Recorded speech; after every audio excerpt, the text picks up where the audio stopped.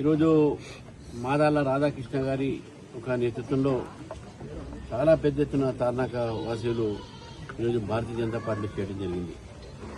నరేంద్ర మోదీ గారి యొక్క విధానాలతో ప్రభావితమై బీజేపీలో చేరాలని చెప్పేసి చాలామంది విద్యావంతులు, చదువుకున్న వాళ్ళు, సమాజం పట్ల స్పృహ ఉన్న వాళ్ళందరూ కూడా బీజేపీలో చేరుతున్నటువంటి విషయాన్ని ఈరోజు మనం చూస్తూ ఉన్నాం.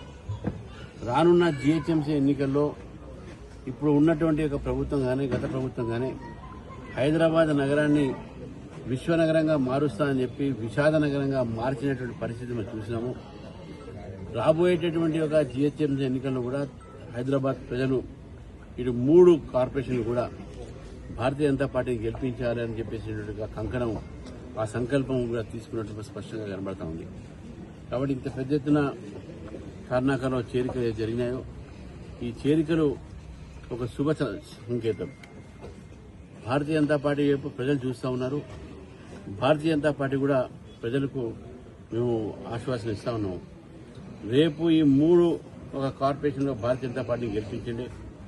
కేంద్ర ప్రభుత్వం సహకారంతో ఇప్పటికే చాలా సహకారం చేస్తూ ఉన్నది.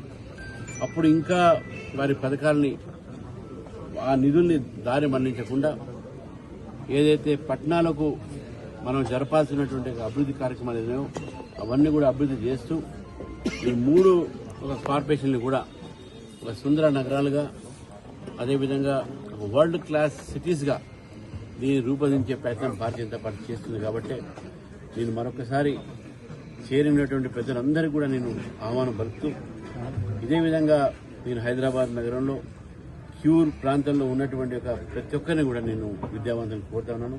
బీజేపీలో చేరండి, నరేంద్ర మోదీ గారిని బలపరచండి.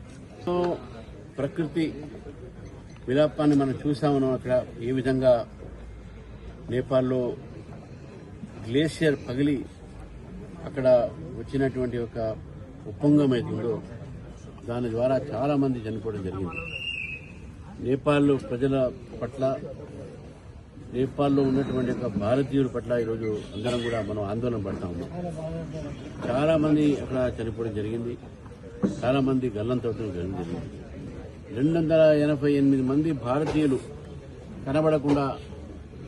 కనబడట్లేదని, ఎక్కడ కూడా వారు కాంటాక్ట్లో రాలేదని చెప్పేసి కూడా మనకు ఈరోజు పరిస్థితి కనబడతా ఉంది.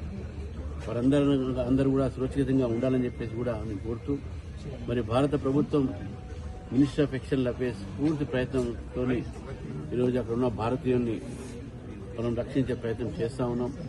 వారి సురక్షితంగా ఉన్నారా లేదా అని కూడా కనుక్కుంటున్నారు.